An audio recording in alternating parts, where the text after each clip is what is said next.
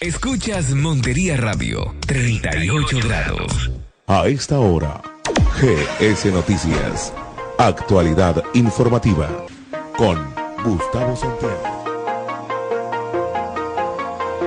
6 de la mañana en punto, señoras y señores, tengan ustedes muy buen día. A partir de este momento les vamos a entregar las noticias más importantes ocurridas en Montería y el departamento de Córdoba en las últimas horas. Hoy, una emisión especial, y quiero entrar en detalle de forma inmediata.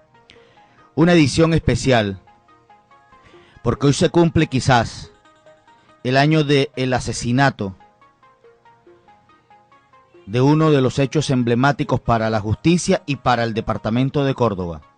No por tratarse de un joven trabajador al servicio de la gobernación del departamento de Córdoba, sino por las connotaciones que ha tenido en todo un largo proceso, donde las autoridades han puesto tras las rejas a presuntos responsables, pero donde hay situaciones importantes para revelar. Hoy, cuando se cumple un año de haber sido visto por última vez con vida, que sus familiares lograron tener contacto por última vez con vida con Jairo Alberto Zapa Pérez, entonces director de regalías del departamento de Córdoba, vale la pena revelar varias situaciones que se convierten en historias humanas. Y por eso tengo en esta mesa de trabajo a Emma Quijano, prima de Jairo Alberto Zapa, quien además de seguir de cerca el proceso, es una persona que estuvo al lado de Jairo Alberto Zapa Pérez en todo este trasegar administrativo, de amistad, de familiaridad. Emma Quijano, ceretiana, quien además ha estado en episodios de este cruel momento, en el momento en el que salen a buscar el cuerpo de Jairo Alberto Zapa en las audiencias y que ha enfrentado incluso el mismo confeso criminal, nos va a narrar muchos hechos que hoy son inéditos y que los va a revelar a través de Montería Radio 38 grados, tu emisora digital, y en simultánea por Radio Pancenú. Después de cumplirse hoy un año de esa desaparición, de haberlo visto por última vez con vida, ¿qué lecturas reposadas hacen hoy del tema? Emma, muy buenos días y bienvenida a nuestro servicio informativo. Buenos días, señor Gustavo. Luego de este largo año, deducimos con mucho dolor que es un hecho absurdo e inconcebible, que se encuentra aún en la oscuridad y que avanza a pasos muy lentos, porque después de un año no se han acusado aún a los presuntos responsables, y menos se ha determinado a los actores intelectuales. Seguramente cambió la vida de la familia, de las personas cercanas a Jairo, lo que ocurrió. ¿Sienten miedo, sienten ansiedad, Emma? Totalmente. Naturalmente la vida nos cambió radicalmente y todos sentimos miedo porque la desaparición y, como usted dice, posterior muerte y asesinato de Jairo se preparó, se gestó, se ejecutó por mentes enfermas, por mentes maquiavélicas, perversas, de las cuales desconocemos los límites de su capacidad de crueldad y de su humanidad. Claro que sentimos miedo. En este mes que se cumple el año de esa tragedia, ¿cree que están todos los responsables tras la reja? ¿Qué les dice el corazón de la familia? Porque me hace recordar cuando la mamá de Jairo decía, yo presentí esto meses antes cuando le dije, hijo mío, si esto va a traer problemas, sepárese de ese cargo. ¿Qué les dice hoy el corazón de la familia? Desde el mismo momento de la desaparición y luego de hallar sus restos, siempre hemos tenido el convencimiento de que no son todos los que están ni están todos los que son. Incluso estimamos que la misma comunidad le asiste ese mismo convencimiento por lo que podemos leer en las redes sociales y por los comentarios que podemos percibir. Hace un año, ¿qué hacía para estos días Jairo? ¿Cómo era un día de trabajo de Jairo y de la familia? Hace un año Jairo no tenía casi espacio para su familia. Hace unos años Jairo vivía para su trabajo. Era un hombre que desde las 7 de la mañana lo podíamos encontrar en su oficina de regalías y eran las 8 o 9 de la noche todavía ahí. Muchas veces no iba a almorzar. Hace un año estaba muy contento con los proyectos que se iban a ejecutar y con los planes que tenía para Córdoba, los planes de hacer un centro investigativo. Él tenía muchos planes para nuestro departamento. Hace un año Jairo era simplemente un trabajador incansable, más que un familiar, porque no tenía, era muy poco el tiempo que tenía para dedicarnos a sus familiares. Además del asesinato del amigo Jairo Alberto Zapa Pérez, ¿cuál ha sido el momento más duro para la familia, Emma? En realidad han sido dos momentos duros, señor Gustavo. El primer momento duro fue después del hallazgo de los restos, la espera angustiosa de que se determinara que en realidad fuera él, porque todos teníamos en el fondo la esperanza de que no fuera él. Y el segundo momento duro fue la salida de mis tíos de aquí de Córdoba, para todos, para ellos, porque eso les costaba dejar su terruño, el departamento que vio nacer y crecer a sus hijos, dejar trabajo en el caso de mi tía, y empezar de nuevo. No es fácil para unos señores de esa edad, en una ciudad distinta, con costumbres distintas. Entonces han sido dos momentos muy, muy, muy fuertes y muy duros familiarmente. Es lo único que nosotros siempre hemos querido, lo que hemos pedido a viva voz, que se haga justicia, que la vida corta, porque 37 años, un profesional de las características de Jairo, al que no lo dejaron realizar sus sueños y al que no lo dejaron trabajar por un mejor departamento, por un mejor país, valga la pena, no quede en la impunidad su muerte, que su vida firme un precedente de un antes y un después, no solamente en nuestro departamento, sino en nuestro país, que estas cosas no pueden seguir ocurriendo, que sea la responsable de este vil asesinato. Y yo hago referencia a que ha sido una mujer valerosa, y yo voy a atreverme a preguntarle, a que nos comente, más bien, más que una pregunta, es que nos haga ilustración de un episodio que ocurrió en este proceso, mientras los papás de Jairo estaban obviamente angustiados en su casa, en el barrio 6 de marzo, aquí en la capital del departamento de Córdoba, cuando todavía no se sabían de los restos, cuando el confeso criminal dijo: voy a dar la ubicación, cuando empezó a señalar es aquí, es allá, el desespero, la ansiedad de la familia. Allí estuvo como representante de la familia Emma Quijano, la prima de Jairo Alberto Zapa. Tener a corta distancia a esa persona que está detenida, a ese que dijo: sí, yo lo asesiné y lo enterré en algún lugar donde estoy ubicado y voy a empezar a señalar dónde fue. ¿Qué sentimiento se siente en ese momento, Emma? Ese era uno de los temores que tenía mi familia al dejarme ir. ¿Cómo iba a ser mi reacción? Ya anteriormente lo había visto en las audiencias, pero no ante esa circunstancia especial.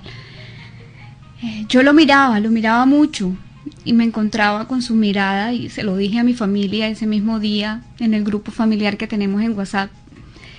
Yo lo miraba y le sostenía la mirada tratando de descubrir al ser humano, o siquiera si tuviera algún indicio de lo siento, de no fue mi intención, pero no encontré nada detrás de esos ojos fríos. No puedo decirle que dejé de sentir por momentos rabia, pero más que rabia sentí mucha lástima por ese ser humano. Sentí mucho pesar porque él no sabe lo que hizo, y eso se sumó a un episodio el día de la audiencia en la que su mamá estaba detrás mío, en la audiencia cuando dieron la medida de aseguramiento, y después estuvimos en el mismo restaurante cuando la juez dio la hora de almorzar, y encontré a esa señora. Yo me había dedicado todo el día a decir a viva voz para que ella escuchara que eran unos asesinos, pero no sabía que estaba hiriendo a un ser humano. Cuando salgo del baño del restaurante, la encuentro llorando afuera, comentándole a alguien, me imagino que algún familiar, que ahora Joycer sí se había metido en la grande porque había matado a un duro de Montería. No fueron sus palabras, porque Jairo no era un duro de Montería, Jairo era un ser humano que trabajó mucho para llegar a donde llegó. Fueron sus lágrimas de madre las que me hicieron sentir y ver que ese ser humano que no tiene la culpa de lo que hizo su hijo y que de pronto hubiese querido otra cosa. A raíz de eso, cuando llegué, que se los comenté a mis tíos, fue que saqué al día siguiente el comunicado diciendo que nosotros no éramos jueces y nos poníamos también del lado de las familias porque los veíamos como víctimas. Ellos también son víctimas de sus familiares. Ellos, igual que nosotros, no hubieran querido que se dieran las cosas de la forma como se dieron. Entonces eso fue lo que vi en Joycer en esos momentos. Recordé a su madre llorando y nos mirábamos mucho. Joycer y yo nos mirábamos mucho, ya nos reconocemos. Y no, en él fue mucha lástima. La verdad por momentos sí, sentía mucha rabia, sobre todo al recordar el episodio que reveló la fiscalía, que Jairo se había arrodillado diciendo que pensara en sus hijos. En esos momentos, cuando se me venía solamente, sí sentía mucha rabia. Pero la rabia se fue deteriorando y solo me quedó la lástima por ese ser humano que no, yo sé que en el fondo no sabía lo que hacía, que dejaba 4 pequeños sin la posibilidad de crecer al lado de su papá. 4 pequeños que es una de las cosas que más me duele, que con el pasar de los tiempos ellos no van a tener un recuerdo claro de Jairo. Mariana solo tiene 7 años, es la única que aspiro tenga en su adolescencia o en su juventud o en su vida un recuerdo de papá. Pero Santiago con 4, con las gemelas con 3, yo sé que ellos no van a tener un recuerdo claro del maravilloso ser humano que Dios les dio como papá. Emma, cuando estuvieron en ese terreno de la zona rural del municipio de Pueblo Nuevo y cruzan miradas, ¿Joycer le dice algo? ¿Ustedes cruzan palabras? En ningún momento. Él no. Pero su mirada era fría, es decir, como si no lo inmutara absolutamente nada. Sí, era muy fría. Él me miraba fijamente, él me sostenía la mirada. ¿Tenía miedo usted? En ese momento no, estaba pues acompañada de la fiscalía, de Gaula. No, en ese momento no. ¿Usted se le acerca a él, le hace algún tipo de reclamos, hay algo que de pronto genera allí algún tipo de desborde de lo que usted sentía, de sus sentimientos en el momento en el que él señala el sitio donde se encontraban los restos de Jairo? No, señor, en ningún momento yo me le acerco. Sí, dije unas palabras en un momento, en el segundo día de búsqueda, que fue el día en que aparecieron los restos, que él ya no tenía más donde mostrar y se sentó a orillas de la cañada junto con una de las investigadoras del CTI a mirar solamente cómo trabajaban los funcionarios del CTI y los antropólogos y eran las 10 de la mañana más o menos y el tiempo pasaba y él repetía según nos contaban los funcionarios que él no se acordaba porque estaba drogado y estaba tomado. Y hubo un momento en que sí me desesperé y dije para que él escuchara que si lo que necesitaba era el trago y la droga, yo con mucho gusto se la compraba para que saliéramos de eso. Él volteó a mirar, porque yo estaba detrás de él, volteó a mirar, pero no, ni siquiera en ese momento él me contestó. La demostración de una persona que lo hizo a sangre fría, que está muy seguramente acostumbrada a este tipo de situaciones, que no le importó absolutamente nada, ni siquiera observarle el episodio que tenía a su alrededor. Pero hay un episodio posterior a eso, cuando se señala y se encuentra en ese costal los restos de Jairo Zapa. A usted es la que le toca la difícil tarea de informarle a su familia, a sus tíos, los padres de Jairo. Encontraron algo, encontraron los restos de una persona. ¿Cómo fue ese momento? ¿Cómo se le dice a una familia, a unos tíos que son su familia, decirle, encontraron el cuerpo, encontraron los restos? ¿Qué le dijo usted a ellos? ¿Cómo se enteran ellos en esa situación? Bueno, en ese momento estábamos toda la familia, que tenemos un grupo en WhatsApp, hablando, y yo les estoy informando constantemente de lo que está sucediendo. En el momento en que gritan, se encontró, aquí hay algo, yo les digo, encontraron algo. Entonces todos empiezan pues a preguntar. Yo estaba muy nerviosa. Cuando sacaron el costal, lo único que se me ocurrió fue, necesito que cubran a mis tíos, no quiero que mis tíos reciban visita, no quiero. Entonces lo que hago es llamar a la muchacha del servicio que me pase la escolta y darle orden a la escolta que nadie que no fuera familiar entrara a la casa. Porque no quería que se enteraran de forma abrupta, porque teníamos, la verdad, teníamos esperanza, ya había pasado el sábado anterior que no encontráramos nada, teníamos la esperanza de que esta vez tampoco íbamos a encontrar nada. Entonces cubrimos a mis tíos hasta cuando ya no pudimos más, que fue más o menos cuando llegamos aquí a las 2:30 de la tarde aquí a Medicina Legal, y pues estuve en constante monitoreo con la familia que los estaba acompañando acá, y ya se fueron enterando de a poquito, porque yo no llegué a su casa sino a las 9:30 de la noche, cuando salimos de Medicina Legal después de la necropsia, después de hablar con el médico forense. Entonces yo a ellos no los vi sino como a las 9:30 de la noche. La familia de Jairo guardaba, aún con esos restos que se encontraron, la esperanza de que no correspondieran a Jairo Alberto. Pero un par de artículos los hace acercar mucho más a una verdad que no querían incluso todavía reconocer: una camándula y otro objeto que pertenecían. ¿Cómo se los muestra Medicina Legal como para tratar de ir configurando de que se trataba de Jairo, Emma? Nosotros estábamos ahí supuestamente para reconocer los restos, pero no nos fue mostrado el cadáver en sí porque ya estaba en avanzado estado de descomposición. Entonces nos muestran unas fotos y unos videos. Y un video estaba el cuerpo, ya no era Jairo, ya era un esqueleto cualquiera vestido con la ropa de Jairo, y tenía un objeto muy especial que había sido una camándula que su hermana Katia, quien es ingeniera geóloga, le había regalado y le había hecho especialmente para él.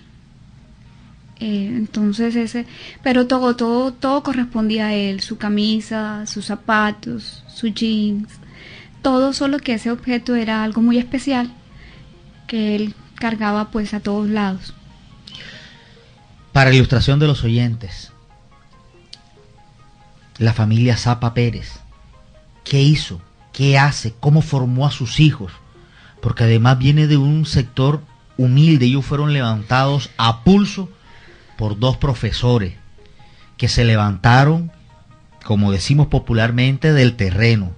Humildes trabajadores para formar a sus hijos, Emma. Como usted dice, señor Gustavo, cuando mi tía se casa, mi tía aún era una joven, una niña. Todavía no era profesional. Ella incluso termina sus estudios profesionales ya siendo mamá de Jairo, de Iván y de Elkin. Entonces ellos les tocó muy duro. Los muchachos estudiaron toda su vida en colegios oficiales. Ellos no salieron de ningún colegio privado, ninguno de ellos. Fueron siempre excelentes alumnos. Jairo siempre fue destacado en todo. Pasó en la Nacional, en la Facultad de Ingenierías, y de ahí se labró él mismo su camino. Él fue monitor de su carrera, de su facultad, aún estudiando. Él trabajaba ya con la Nacional, aún siendo estudiante, y así fueron todos sus hermanos. De esa forma ellos se educaron con mucho sacrificio, con mucha valentía y con muchas penurias, porque llegó un momento en que todos ellos estaban en Medellín estudiando. Entonces fue un momento en el que a mis tíos les tocó duro, porque la manutención y todo eso, pese a que estaban en universidades públicas, Jairo siempre fue el tutor de sus hermanos menores, y se hicieron con el ejemplo de sus padres y con el sacrificio que ellos vieron desde que nacieron.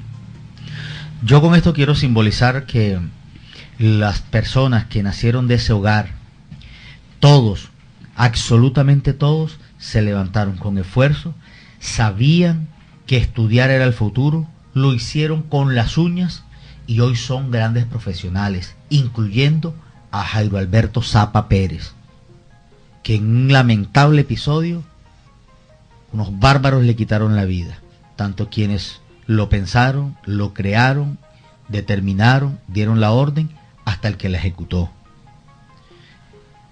Hoy, cuando estamos a puertas de un año de ese aniversario, quisiéramos que Emma, que además no solamente conocía a Jairo de cerca por ser su prima, sino también porque era una de las personas con las que Jairo consultaba, trabajaba, como decimos en el argot popular, molían todos los días el trabajo y cómo nos vamos a hacer y cómo vamos a hacer esto, organízame esto, porque además Emma también es una profesional que ha estado al servicio de este tipo de trabajo y además de la parte organizacional, que era lo que Jairo buscaba dentro de todo el mare magnum de trabajo que tenía desde que asumió la dirección de regalías de la gobernación del departamento de Córdoba. Ese 27 de marzo de 2014, ¿cómo fue el día de Jairo? Después de haber escuchado todo lo que se relató en la fiscalía y lo que ustedes conocen, ¿cómo fue ese día? Jairo se levanta a qué hora hasta que pierden comunicación total con Jairo.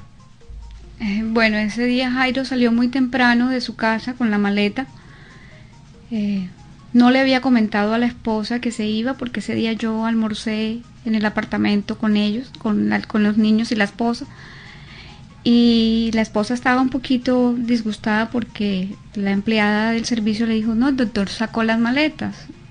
Al parecer él le había comentado que se iba, pero al día siguiente, el viernes. Yo le escribí, eran más o menos la 1:40 de la tarde, le escribí al WhatsApp para informarle una reunión que no se había dado, en la que yo iba a estar. Y estuvimos hablando un rato. Él estaba de manera inusual muy contento porque su conversación conmigo estuvo llena de muchos jajajás de parte de él. Me dijo que estaba en una reunión con el doctor Jesús Henao, que lo tenía al lado, y que no me preocupara, que el lunes hablábamos y nos poníamos de acuerdo acerca de la reunión en la que no se había presentado precisamente el doctor Henao. Y estaba muy contento. Eran la 1:40, luego en la noche le escribí para comunicarle otra reunión a la que me habían invitado, y ya percibí que su última conexión eran las 4:02. Se me hizo muy raro porque Jairo acostumbraba a tener todo el tiempo su teléfono, y desde las 4 hasta las más o menos 9:30 de la noche que yo le escribí, había pasado mucho tiempo. Inquieta le escribí a un primo que trabajaba con él y me dice: no te preocupes, que él está viajando, de pronto no tiene señal, él te contestará. Al día siguiente no contestó.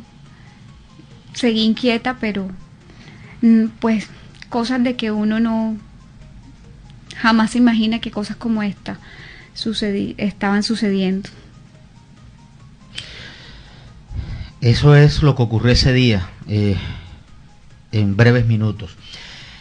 Emma, ustedes, yo no estoy hablando del proceso. El proceso que lleva la fiscalía es totalmente aparte. Estoy tratando de ocultar es el sentimiento de ustedes, el presentimiento de la familia.